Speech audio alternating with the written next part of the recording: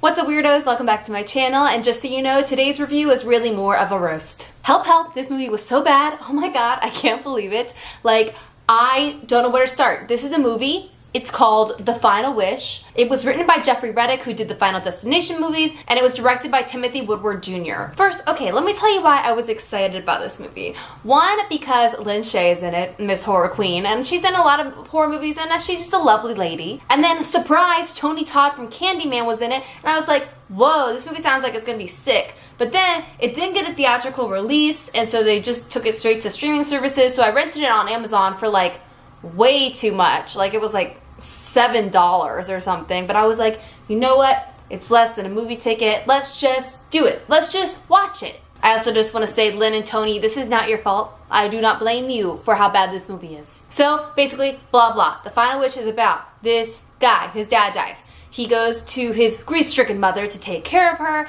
They find this strange, mysterious object in his possessions, and then he gets to start making wishes on it. It's basically like a new version of Monkey's Paw, where it's like, oh, a wish, oh, another wish, oh, there's terrible consequences. First of all, this movie is just boring, and that is like the #1 sin of horror movies for me. Like, I don't care if you're like badly made, like I don't care if you're dumb, I just care if you're boring or not boring, and if you're boring, that's really bad. The writing, just terrible. I'll get into that like a little bit later, but like the writing is so bad. The sound design, very, very bad. They would just have these big, huge jump scare sound effects when like nothing was going on, and I was just like, what?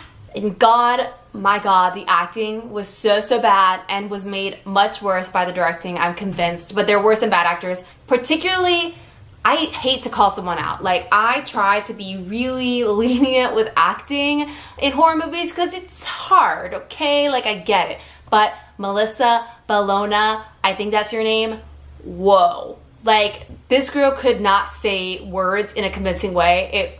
It was awful. Like, so bad it was truly hard to watch her scenes. Let me know. Am I crazy? Let me know down below. Has anyone seen this? Has anyone seen this, and do they regret it like I do? The only thing I did like about the film was I liked the like moody gothicness of it. Like, I liked the colors, like I liked the overall atmosphere. I was like, oh, cool. But like, that's basically it. Oh, I did also like the twist with like the best friends. Like, that was pretty cool. I liked that. But honestly, like, the rest of the movie just felt super lazy to me. Like, really lazy script writing, really lazy directing, really lazy editing. Oh, and the monster. Don't even get me started on the monster. He looked like shit. Like, sorry, but like, he looked like shit. And then they knew he looked like shit, and so what they did is they just started like blinking lights so you couldn't really see him. But I was like, oh, I can see him, and he is not good. Okay, let's do some ratings, shall we? Okay, The Scare, it is a horror movie, so I guess I'll give it a 1.5. The gore, a 2. I don't even remember if there was gore. That's how bored I was. I was just like,